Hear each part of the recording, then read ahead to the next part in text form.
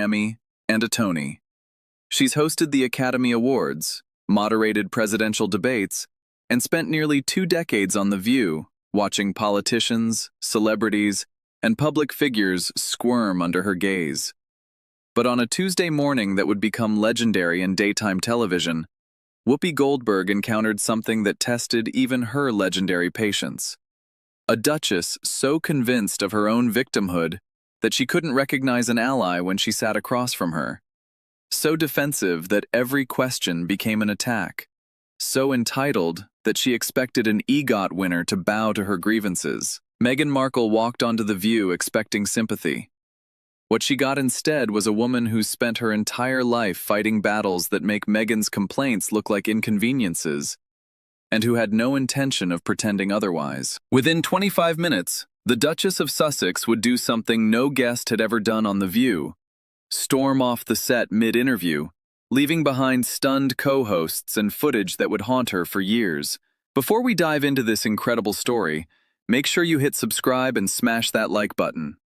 Now let's get into what really happened that morning. The View studio buzzed with its usual chaotic energy as the audience settled into their seats. The iconic table was set, coffee cups positioned, note cards arranged. Today's show promised to be special. Meghan Markle, Duchess of Sussex, had finally agreed to appear. Whoopi Goldberg sat at her usual spot, reviewing notes with a skeptical expression. She'd been doing this long enough to know when a guest was going to be difficult, and everything about Meghan's pre-interview demands suggested difficulty. The theme music played, the lights went up, and the show began. Welcome back to The View. We have a very special guest joining us this morning. She's a former actress, a duchess, a philanthropist, and one of the most talked about women in the world. Please welcome Meghan Markle. The applause was enthusiastic as Meghan emerged from backstage. She crossed the stage, greeted each co-host with brief hugs, and settled into the guest chair with the posture of someone expecting adoration. Meghan, thank you so much for being here, Whoopi said, her voice carrying its characteristic blend of warmth and directness. Thank you for having me, Meghan replied. But there was something in her tone, a subtle flatness that suggested she was already performing rather than connecting. So, let's start with the basics. How are you? Really? Not the PR answer, the real answer. Meghan tilted her head slightly, her expression shifting to something almost condescending. I'm wonderful. Thriving, actually. Though I find it interesting that everyone asks me that, they expect a different answer. Whoopi's eyebrows rose slightly. I ask because you've been through a lot. It's a genuine question, no hidden agenda. In my experience, there's always an agenda. In your experience with me, we've never met. Meghan paused, seeming to realize she'd started off on the wrong foot. I didn't mean you specifically. I meant generally. Generally, I'm just a woman asking another woman how she's doing. If that feels like an agenda, we might have a long morning. The audience chuckled. Joy and the other co-hosts exchanged glances. Meghan shifted in her seat, trying to recalibrate. I'm doing well. Really well. America has been good to us. Good how? Whoopi pressed. Good in that we have freedom here. Freedom to make our own choices, live our own lives, raise our children without constant institutional pressure. Whoopi nodded thoughtfully. Freedom's important, though I'd argue most Americans don't have the kind of freedom that comes with a $100 million Netflix deal and a Montecito mansion. Your freedom is a very specific kind. Meghan's expression cooled. I'm not sure what you're implying. I'm not implying anything. I'm stating. You have a level of financial security that most people watching this show will never experience. Your freedom is real, but it's also cushioned in ways that most people's isn't. That's worth acknowledging. I've acknowledged my privilege many times. Have you? Because every interview I've seen focuses on what you've lost, not what you have. The palaces you left, the family you lost, the scrutiny you faced. Those are real losses. But the gains don't seem to get equal airtime. Meghan's jaw tightened. The gains are obvious. The losses need to be explained. Or maybe the losses get more attention because they generate more sympathy. And sympathy generates more interest. And interest generates more revenue. The audience stirred. Whoopi had touched something real. The commercial value of victimhood. Joy Behar leaned in. Whoopi, let's give her a chance to... I'm giving her a chance. I'm giving her a chance to explain why every public appearance focuses on suffering when she's clearly living a life most people would envy. Meghan's voice took on an edge. Because the suffering was real. Is real. You don't escape trauma by moving to a different country. No, you don't. But you also don't process trauma by constantly performing it for audiences. At some point, the performance becomes the problem. Meghan leaned forward, her composure cracking slightly. This isn't performance. This is honesty. It can be both, Whoopi replied calmly. You can be honestly traumatized and also strategically sharing that trauma for commercial purposes. Those things aren't mutually exclusive. I'm not here for commercial purposes. You have projects to promote, a foundation to support, a public image to maintain. Those are all commercial purposes. There's nothing wrong with that. Everyone on this show has commercial purposes. But let's not pretend this is purely therapeutic. Meghan's face reddened. I'm trying to help people. Sharing my story helps people who've gone through similar things. Or does it help you? Because helping people and helping yourself can look very similar from the outside, and I'm not sure which one is primary for you. That's incredibly cynical. I've been in this business for 40 years. I've seen a lot of people claim they're helping others while primarily helping themselves. Cynicism is earned. Sarah Haynes tried to intervene. Meghan, why don't you tell us about the foundation work?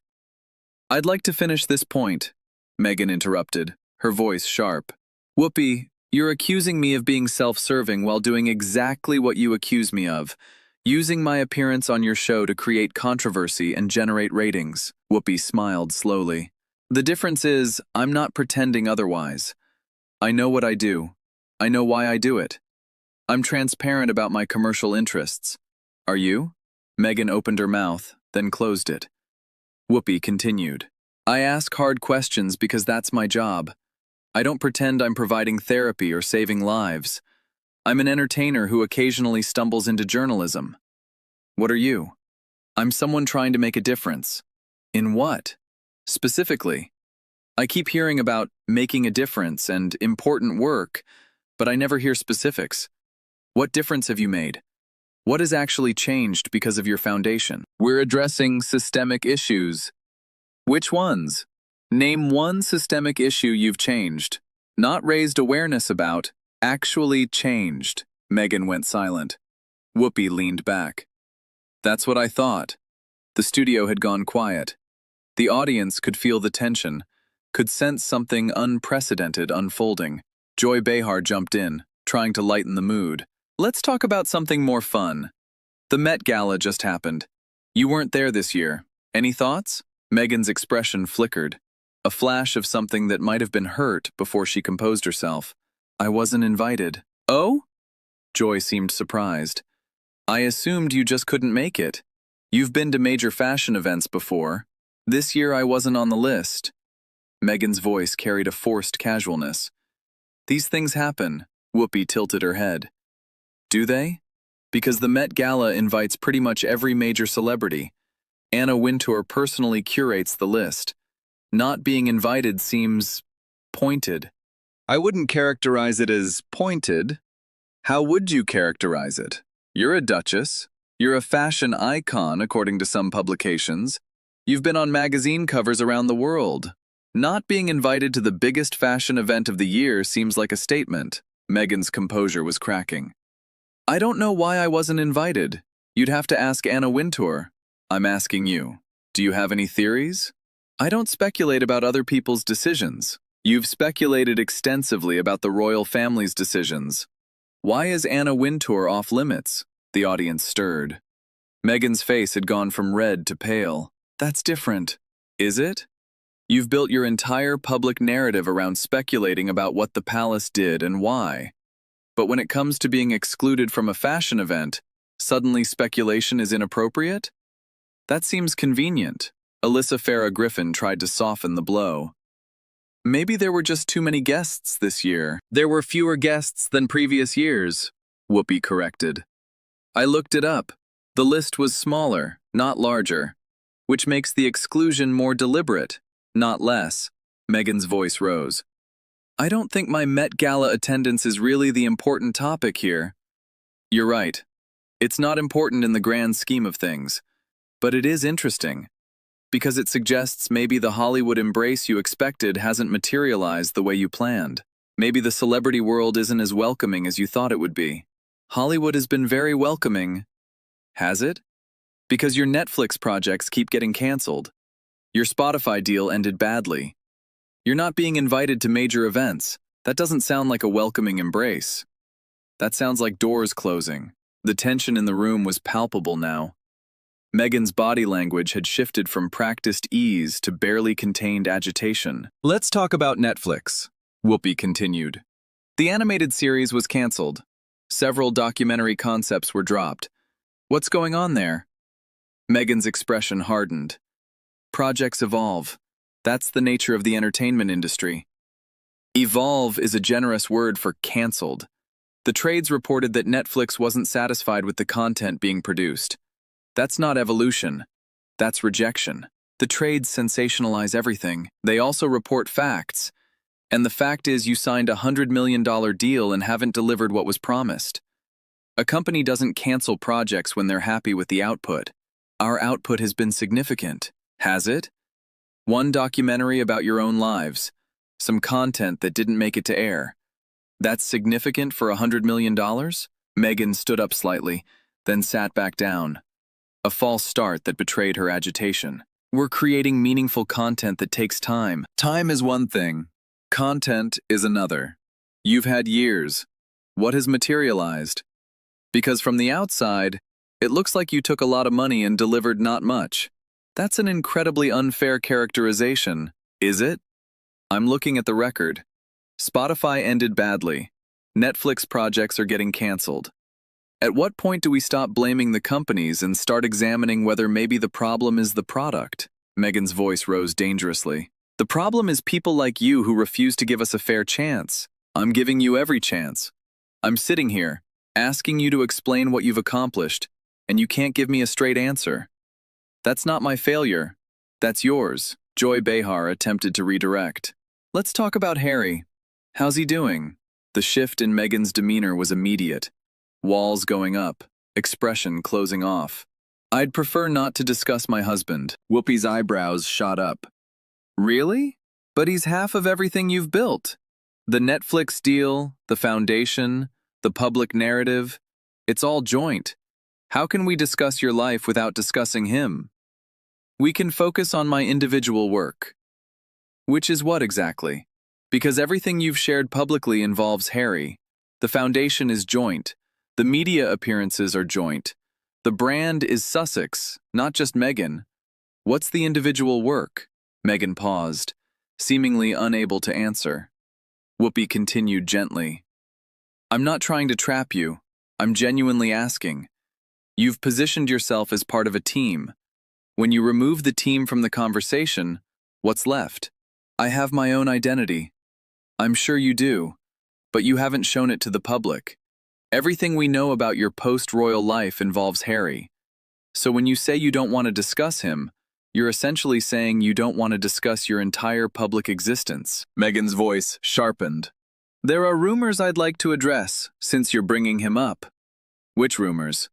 The separation rumors. They're completely false. We're stronger than ever. Whoopi nodded. Good. Glad to hear it. Though I notice you brought up separation. I just asked how he was doing. Why did your mind go to separation? Meghan stiffened. Because that's what the tabloids are saying. I'm not the tabloids. I asked a simple question. You escalated to separation denials. That's interesting. It's not interesting. It's defensive. Because I'm tired of people asking about your marriage? Because you've invited those questions. The Netflix documentary, the interviews, the book, all of it centers on your relationship. You can't make your marriage the core of your brand and then complain when people ask about it. We're not a brand. You literally trademarked your names. You have a production company.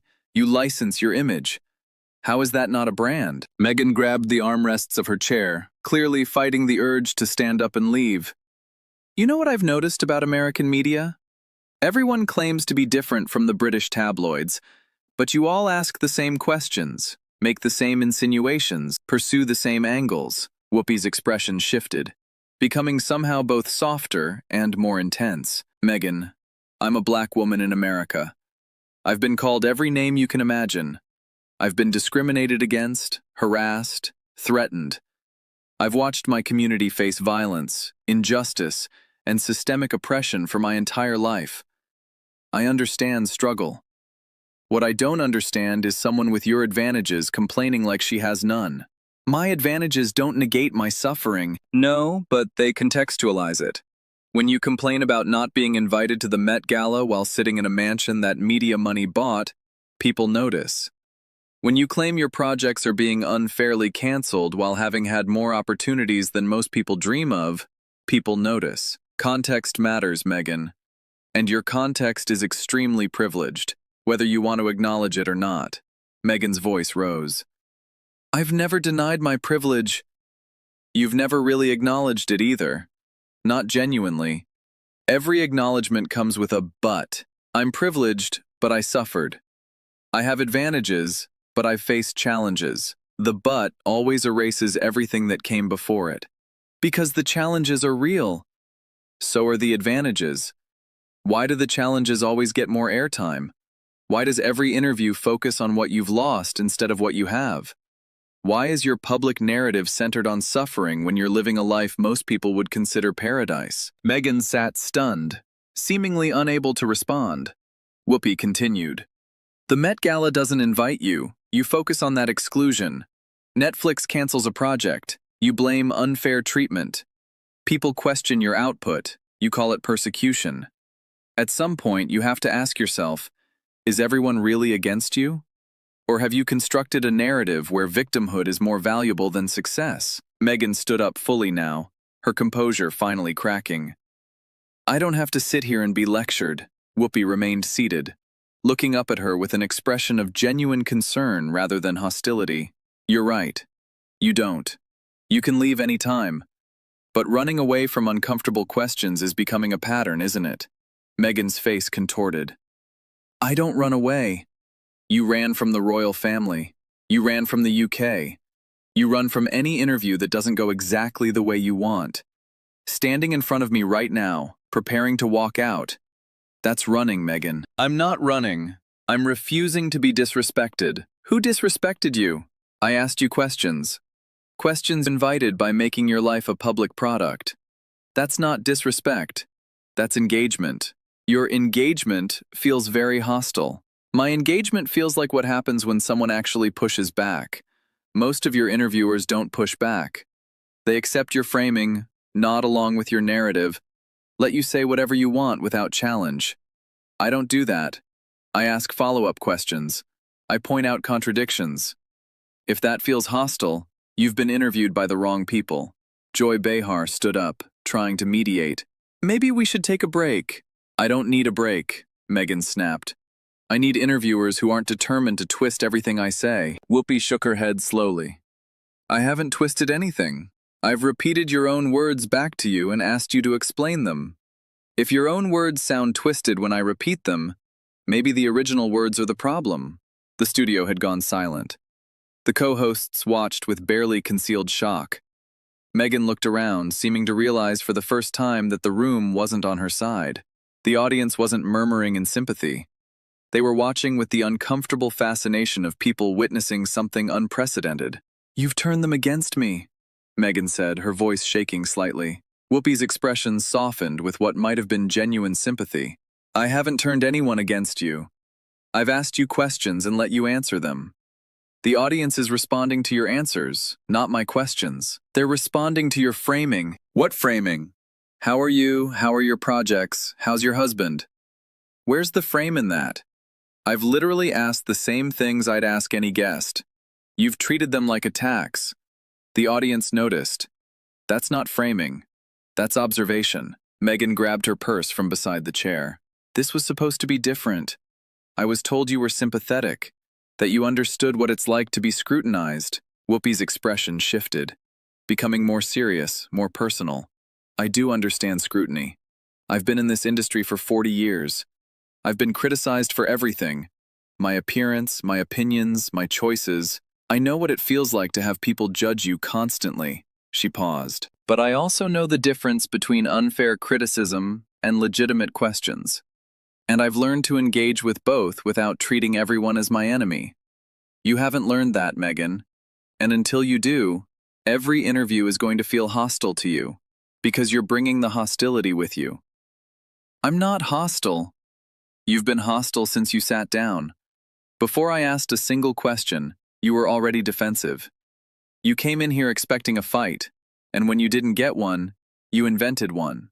I didn't invent anything. You invented my hostility. It doesn't exist. I've been warm, curious, and direct. But none of that matters because you've decided that anyone who doesn't agree with everything you say is against you.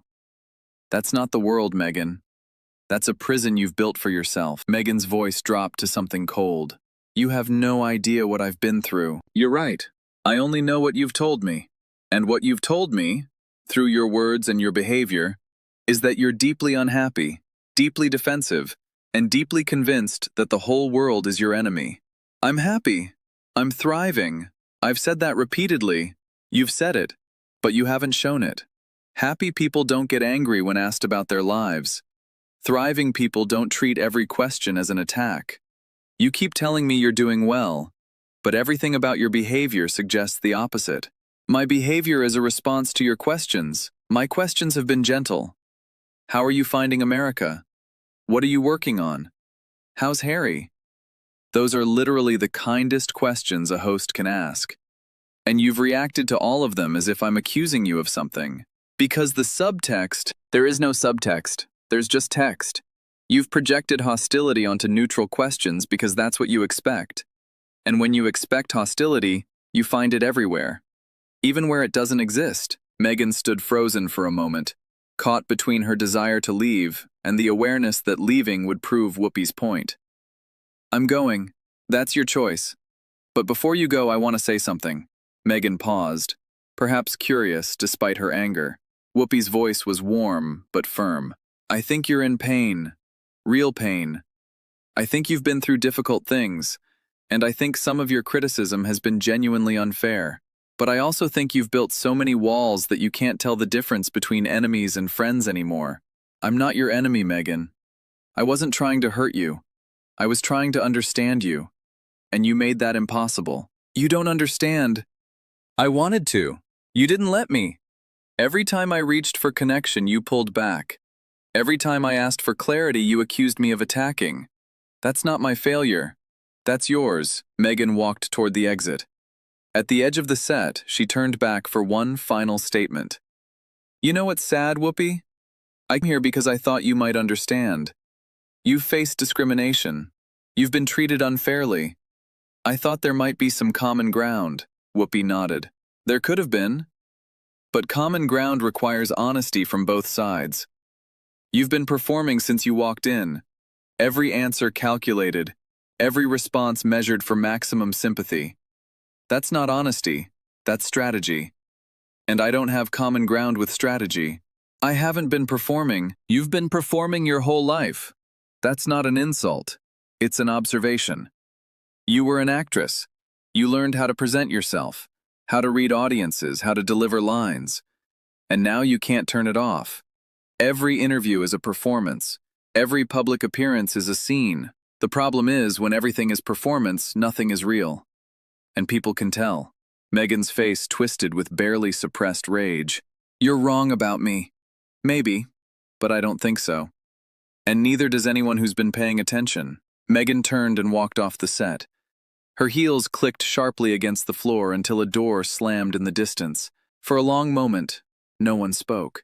Then Whoopi turned to face her audience, her expression a mixture of sadness and resolve. Well, that happened. She took a breath. I want to say something to everyone watching.